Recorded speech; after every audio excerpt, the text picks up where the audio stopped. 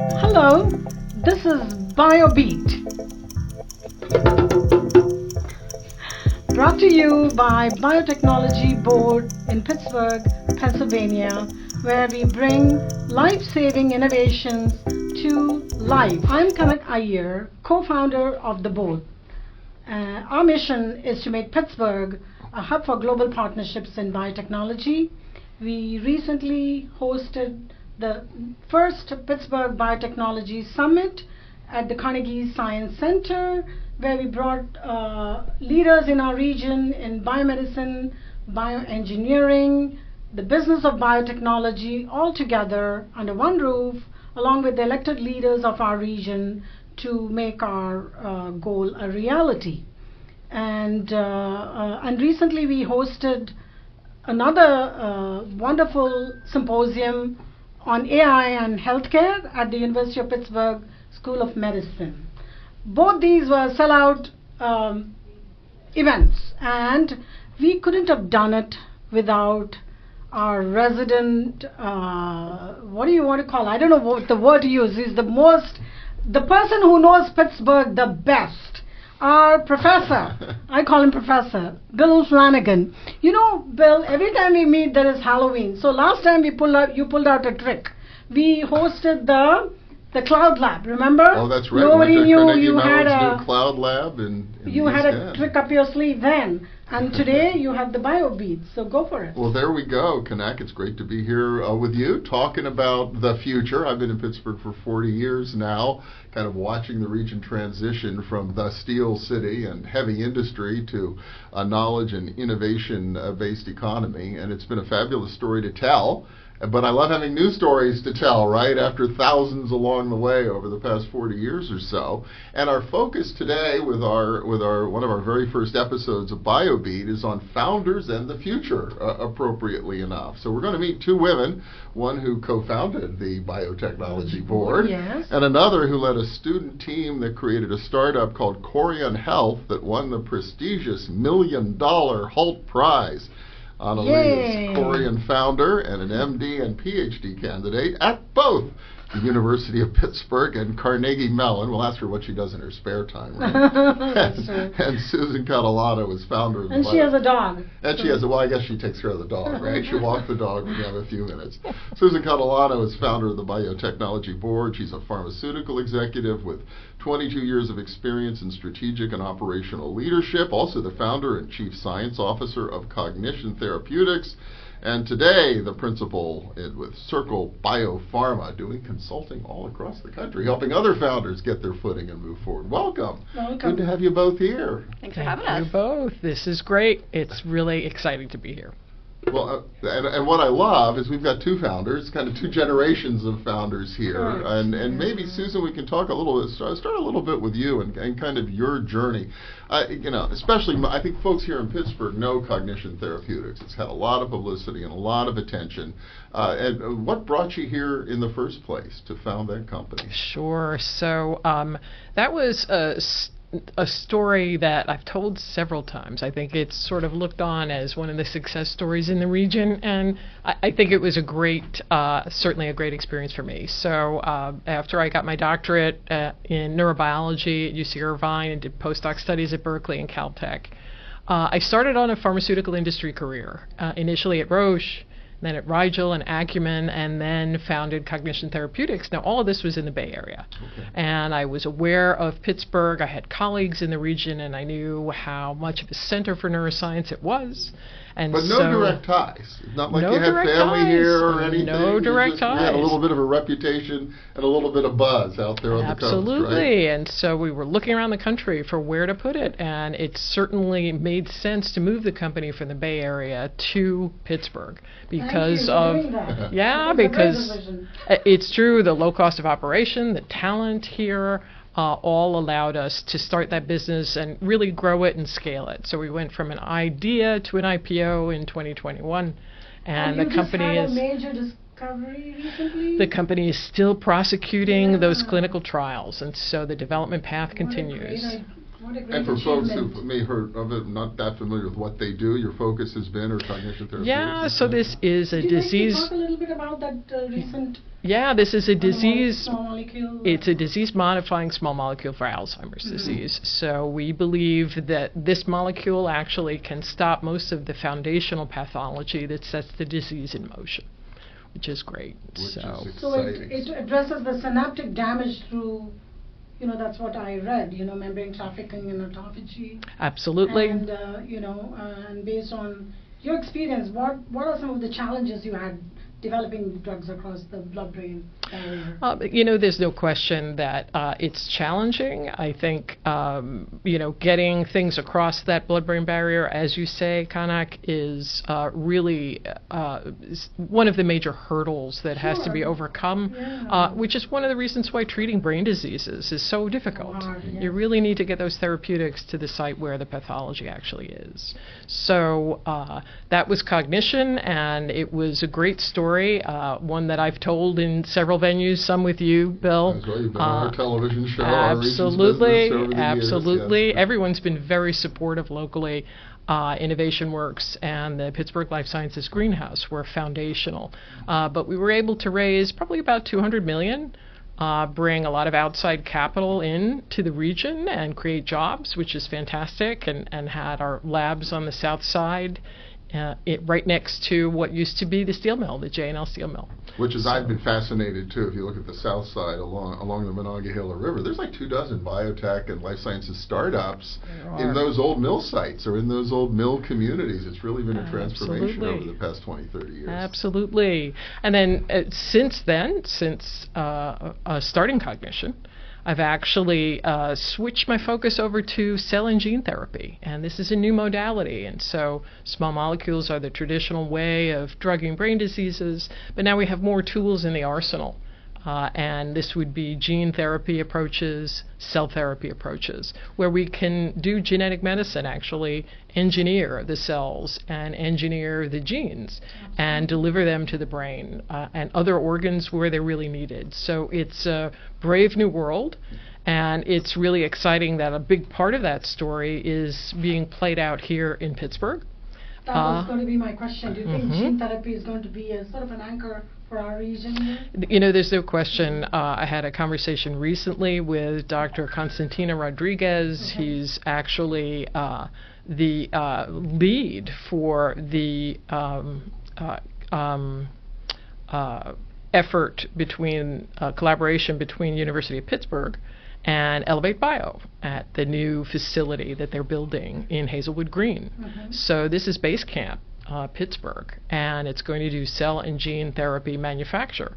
And it's going to have close ties with the universities, and in addition to that, create a lot of jobs in the region that are specialized for cell and gene therapy manufacturing, which is something that certainly is going to impact the region, impact folks within the universities who are looking to start new companies and really looking for a place to grow them. They'll be able to seamlessly transition their new therapeutics, their new medicines, into a manufacturing facility, and that's a significant portion of what regulators are going to be looking at in addition to investors as those companies grow and are seeking capital to really scale. Well, I want to come back to what is happening and what needs to be happening in our region to realize our full potential, because especially in the life sciences space, I mean, we've been leading the way since Salk and the polio vaccine, but always more on the R&D side rather than on the commercialization and the industrialization side. So I want to find out more from your perspective on how we move forward.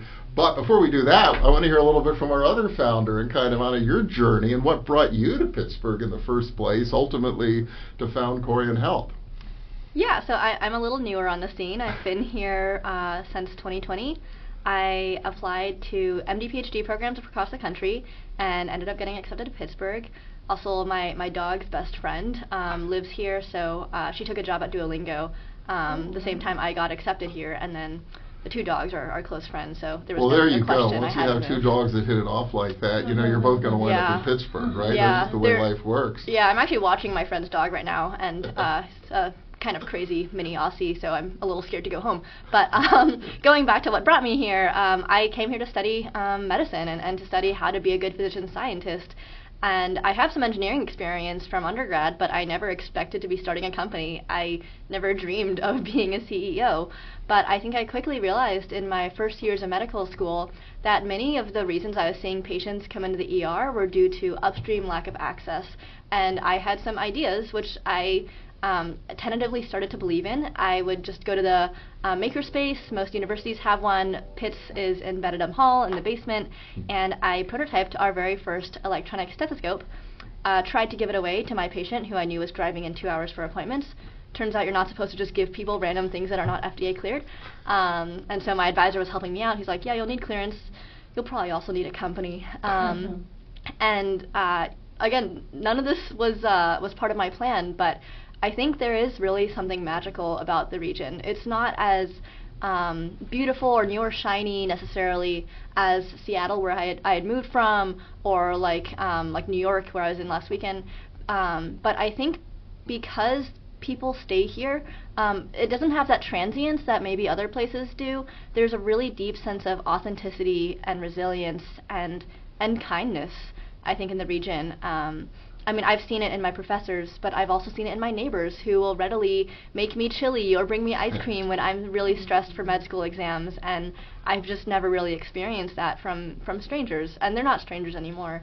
What a great spokesperson for our region. Well, it is. No, it's great. I've been trying to convince all my friends to move here. Well, that's what we like to hear, believe me. And I hope Korian will be the anchor for our region. What do you think? Yeah? Absolutely. I hope so. I mean, it depends if UPMC accepts me for residency. Okay. A little pull somewhere along the way. Well, so Korian, tell me a little bit about the stethoscope thing. Where did that idea come from, and what exactly is it? How does it work, and why? Great question.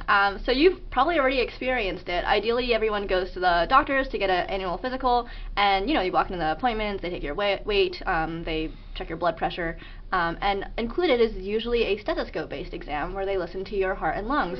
And for those with chronic heart or lung disease like asthma or congestive heart failure, ideally this is a lot more frequent than once a year. And I noticed during the pandemic that our patients just couldn't get in. And so what was happening is the ER was a lot more congested, and people were just coming in because of things that could have been prevented and treated medically earlier, but then there was so much uncertainty and the anxiety around going to the ER because this pandemic was happening. And so I saw that, and I was working in the ER, hoping to go into emergency medicine if I ever graduate. Well, if you didn't try to do a Ph.D. and an M.D. at the same time, graduation might come a little faster. My mom does hope that I focus on MD and graduate. But yeah, I was taking cardiology class taught by Jennifer Lee at UPMC. She's wonderful. And we were learning how to use a stethoscope. And it occurred to me that I was not that smart, and if I could do it, certainly others could do it too. And so as an engineer, I broke it down into its component pieces. You need to be reasonably able-bodied to hold the stethoscope, and then you need to know what to listen for. If you don't know what to listen for, you should at least record the sound so it can be sent to someone who does know, and so that's where the microphone piece comes in. And then you also need to know where to place it. You have 4 heart valves, and it's really important to listen to each of them, and they're all in a different location. So I don't know how many people here have used Snapchat. This is how you know it's a millennial-founded company. I have used it, but I am not a regular Snapchat. So it uses augmented reality. Other filters do this too, but you can have a cat face come up on the camera, or a hat. And so we use this very similar technology, but instead of a cat face, we have the aortic valve position come up. We will do another podcast just on that. Yeah, so we basically use existing devices to teach people how to use this in a really foolproof way. It only records once it detects the stethoscope is in the right place. And I would be remiss if I didn't say that this has really been a homegrown company. We fundraise through Honeycomb Credit. Honeycomb Credit, a Pittsburgh-founded company. Yes, that's we had get going with crowdfunding. We almost got 200 investors, and we raised over $150,000 in one of our very first raises, and most of that came from Pittsburgh. So I'm very grateful to the region. We've been working with companies here like Hellbender, which is a up-and-coming kind of computer vision and electrical engineering company that came out of Carnegie Robotics, and they've really been with us from the beginning. Actually, a little concerningly, like not even charging us at first. They were just like I think I ran to their CEO, Brian Iyer, and I was like, my patient can't get care. I just burned myself soldering. I don't know what to do. And he was like, I think we can help you. So yeah, it's been really a homegrown company, and I'm very grateful. So I do have to ask you one health-related question, because I'm so used nowadays to all this fancy technology for EKGs. You can do it with your watch these days. There are all kinds of scans and everything else. So listening to the heart is still that important? I think so. I mean, listening to the heart came before any of these fancy technologies came around. Right. In some ways, it's limiting because if you think about it from a physics perspective, if you have a heart valve issue, it's going to prevent the fluid and the blood in your heart from flowing as smoothly, and you could image that using an echocardiogram. Or if your heart's not beating properly or at the right timing, that's going to be an electrical issue that you diagnose through an electrocardiogram. The two get conflated a lot. But listening to your heart continues to be a staple of medicine because it's so cheap and quick to do, right? There's many issues now. I think, admittedly, as the new generation of medical students and doctors, we've become a little dependent on our fancy devices. Yeah. But listening to the heart can tell you, like, if you shake up if you pour water out of a water bottle very smoothly, it sounds like very smooth, right? But if you shake up a water bottle or you kind of like have it bubble out, you'll hear it. You'll hear the sound of the water, and that's exactly how the blood works as it travels through the heart. And so this often is the first line screening tool. It might not be the diagnostic anymore because we have better tools, but it's a very powerful screening tool to tell you if your heart is okay. And more importantly, it's a lot cheaper than echocardiograms, and you can do it from home with reasonably high accuracy. I could go on, but that's the... I have a That's question great for you. summary. Sure. Does it make a difference whether you see the patient and listen to the heart, or is it okay over a device or something? Does that make a difference? Well, this is the whole telehealth thing, right? How Yeah. do you listen to somebody's heart when they're on the Is other that side a- of a Zoom call or whatever, right? Is Yeah. that something... Great questions. So this is actually meant to be used asynchronously because it can be very difficult to get an appointment, even a telemedicine appointment. But you're exactly right. This is meant to augment telemedicine. It's meant for home health monitoring. It's like a DIY physical exam tool. So yeah, you would use our guided interface, which you can see a video of on our website if you'd like.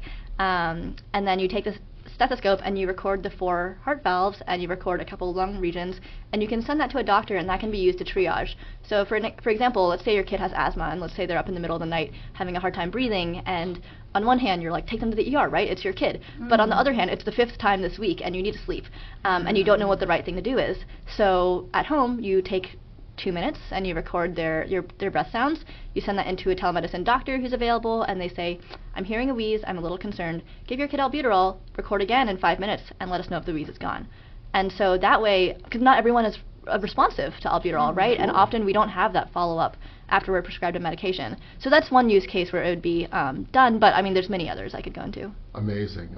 I wonder, Susan, you've been on this journey before, and you work with so many founders and other. Just your reaction to what we've just heard from what Anna's been able to accomplish. You know, it really doesn't surprise me. Things like this are going on in Pittsburgh every day, and it's what makes the region so exciting. That confluence of not only the knowledge, but also the engineering and the other facets of technology that have to come together to actually build a product that's going to be so transformational. And you can do that all here in a way that really, I think, is unique.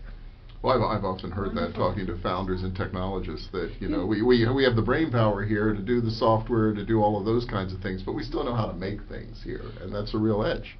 It's a You very see big the deal. talent out here, Bill. One of the reasons along with Susan, we founded the Biotechnology Board is to focus just on the biotech part of it. Mm-hmm. There's lots of technology, robotics, all kinds. You will hear from the others. But biotech is what is going to do what steel did for us in the past. You think it has that kind of potential Yes. To scale that Agree? way? Absolutely. Yeah. Well, and that's a little bit what we're seeing happen down at around Mill 19 and in Hazelwood Green. Big investment down there right now by the University of Pittsburgh and Elevate Bio that has potential to be transformative. How do you see that unfolding, Susan? No question. The plant is going to open Q1 of 2027. And I think the sensibility of folks is that you really need to get out there and talk to those high school students. You really need to ask the people who are going to be staffing those technician jobs. We discussed that. In addition to the PhDs, Yeah. it's going to take a real vertically integrated workforce to really make that fly and make that productive. And I think the team is doing the right thing. Dr. Rodriguez is really leading the charge into what needs to be done to make that successful from day one. Yeah, well, and I think about the old story about Genentech and Herb Boyer, and I've heard him talk about his experience in Pittsburgh, coming out of the University of Pittsburgh with this idea for a company that would do genetic engineering or whatever it is they do, could not find investors here in Pittsburgh who were willing to place a bet on him. But he was directed by a Pittsburgher to go talk to a couple of his friends on the West Coast in the Silicon Valley, and off he went. And he got the investment he needed. What a loss for us. And it was. And Pittsburgh, because again, we had the brain power. Yes. But we've struggled to convert it in this space, in the life sciences Exactly. space, That is into a wonderful. true industry. We still have the brain Absolutely. power. We still Yeah. have more NIH funding than most other regions in the country. But we've never really been able to sort of cross that last chasm to turn it into a real industry. You see us getting there right now? That's why she's here. Yeah. That's why Susan is here. Absolutely, no question about it. I feel very passionate about this region and what it's capable of. And so in my travels from here to the Bay Area to Boston to New York, I'm always asking that question. This is really a place where so many forces come together and can come together to build those businesses and operate them inexpensively. It really makes sense to leave them in place. And let's work with the future, right? Yeah, and are you We're finding, going I to wonder, anchor, and you're going to attract more of you here. Yeah, you got an opportunity to you know? get a PhD, and that brought you to Pittsburgh. Yeah. But what are you finding as you've been on your own entrepreneurial journey about the ability of the region to help support that, and what kind of potential we potentially have? I think there's something to be said for being a big fish in a small pond as opposed to maybe a small fish in a big pond that you would be in Silicon Valley. As someone who kind of struggled with confidence growing up and struggled to find my voice, I think Pittsburgh has created an approachable pathway to entrepreneurship that I might not have found otherwise. I started off very small. I just pitched at the Randall Family student competition. It's open to all Pitt students and grad students. Got a little bit of award there. That's a very Eastern Asian culture. We don't say anything, don't Yes. talk, don't do anything. I'm very American, Bill, so you see, I changed. Yeah, I mean, no, I'm a first-gen immigrant. So tell us Also- about your journey from China to here a little bit. Yeah, well, actually, I was in utero when I was traveling, and then I was born here, so I don't remember a lot about it. Oh, okay. But I did grow up in a very Chinese-American household, Sure. and I think part of Chinese culture is you should kind of be quiet and Yeah. listen. Listening is a lot more important than talking. And it's really hard when you're young and you're a student and you care about these things, but it's hard to know when to kind of shut up and listen and learn about the world and hear everyone's stories versus when you say, I've learned enough to know that this is not right and I'm ready to change it. Sure. And that's been a chronically difficult balance for me, and I think I'm still hopefully doing We're all both. learning, we're still learning. Yeah, Yeah. but I mean, the kindness we've seen here has completely blown me away. Absolutely. I didn't grow up with much money. I was on a $30K a year student stipend. I would not have had the resources if not for the kindness and the passion and just the kind of familial warmth of people in the Totally. nation. Absolutely. Yeah. I second everything you said. Well, I've often heard that. I've often heard Pittsburgh is a place that rewards type A personalities, because typically, if you call somebody up and you ask them for help, they'll help you. But if you don't make the call, you'll be sitting there waiting for the opportunity. So you've had to learn to push yourself to make that call. But when you've done that, when you've reached out, you found people here have really responded and given you the support you were hoping for? Oh yeah, absolutely, and in every facet of life, not just in entrepreneurialism. Like, I took 2 gap years in Seattle before I came here, and I loved it. It was beautiful out there, and people there are very nice. But when I moved to Pittsburgh, I remember putting a message in the community Buy Nothing group, and I was like, hey, if anyone has like a mattress, I'd love to borrow it. I'm just sleeping on the floor. I don't have anything when I move here.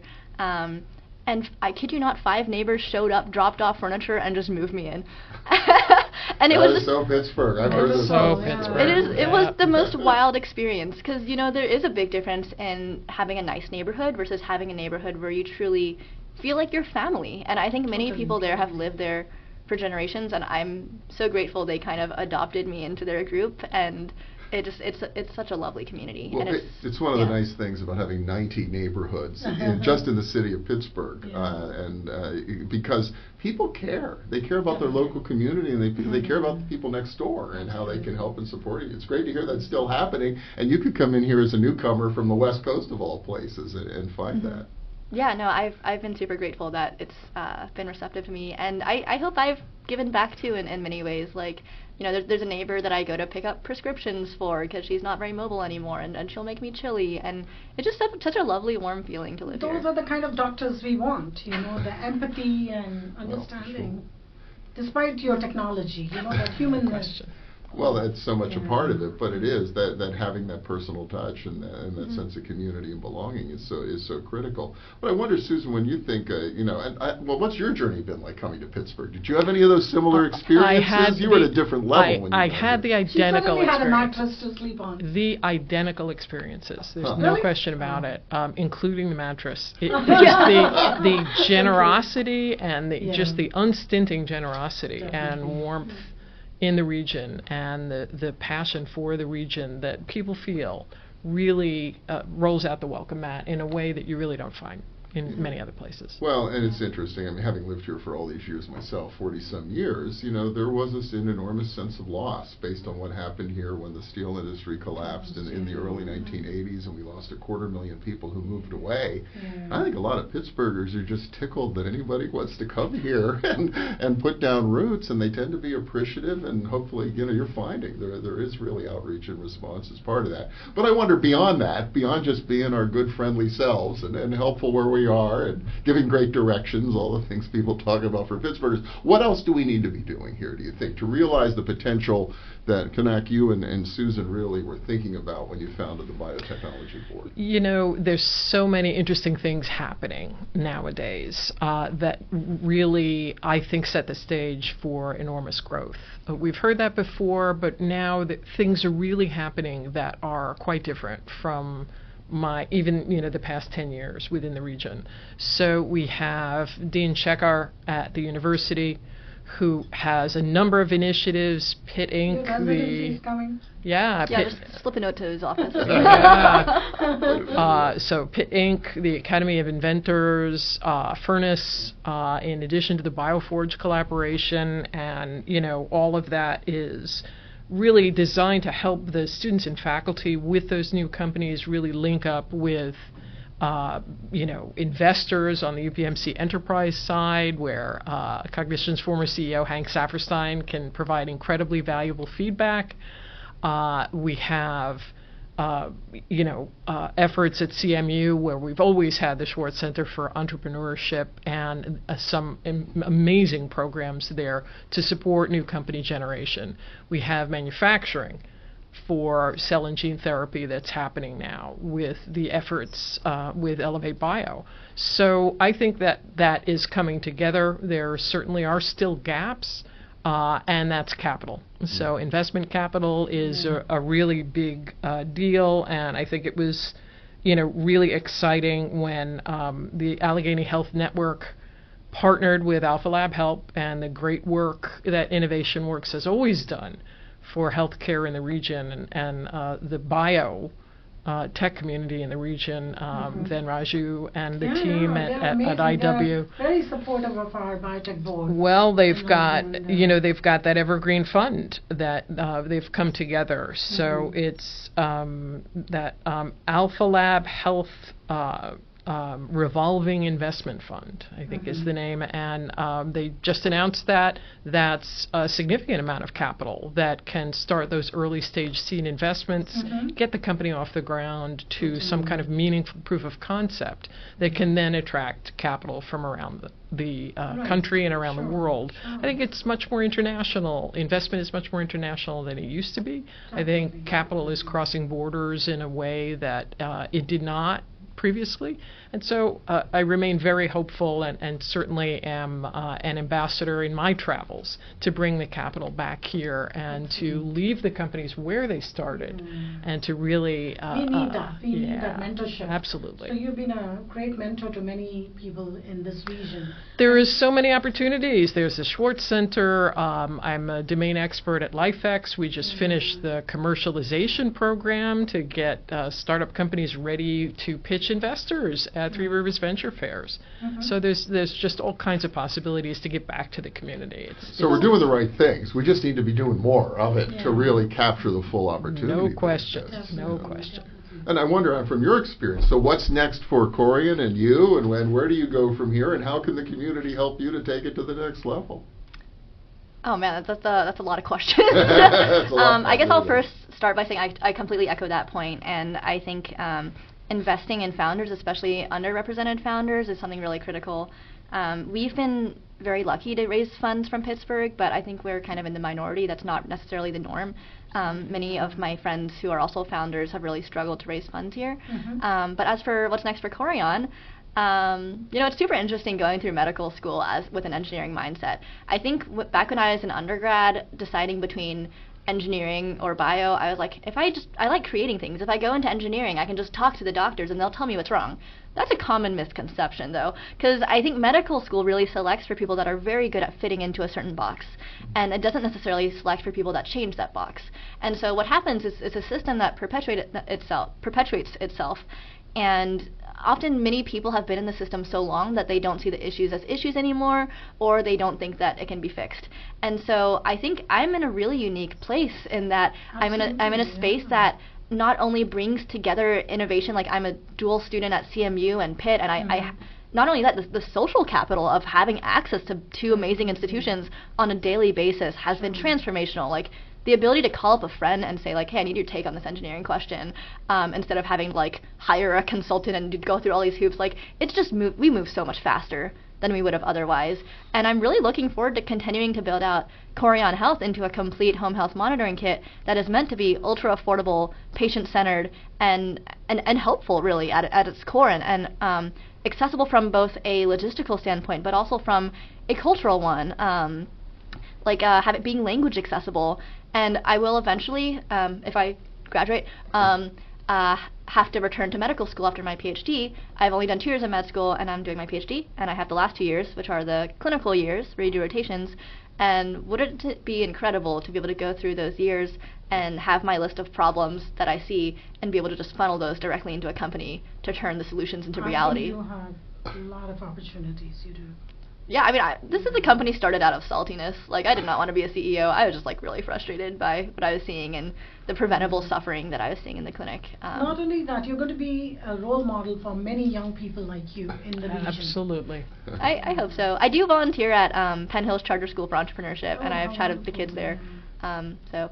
Well, we'll have you are going to be a very busy woman, I can tell you that. So say we'll have you back in 20 years, and you can be advising the young There you go. on their There way you to go. Pittsburgh. It's really exciting, and both of you, Susan, obviously you've had a huge impact on our region since you came here, and Anna, it sounds like you're going to have a huge impact on our region. Hopefully you'll be able to grow this business and create your future here in southwestern Pennsylvania. Thank you both so much for spending some time. I'm honored to have you as my co-conspirator on the biotechnology. Absolutely, board, and Kanak, journey. I can't say enough about what you've done. You know, the Biotechnology Board's focus is really on creating those dialogues and creating the opportunity for that cross-fertilization within the region, specifically focused on the biotechnology industry and medicines and medical devices that can be transformational. And I think we need more of that. And Bill, it's just an honor to partner with you. I couldn't imagine anyone who is just more well-suited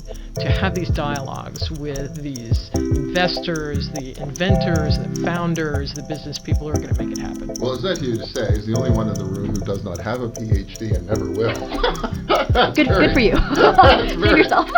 Very kind of you to say, but thank you all so much, and thanks to our listeners for joining us on Biobeat. How about a beat? Thank you. All right, thanks for having us. Bye.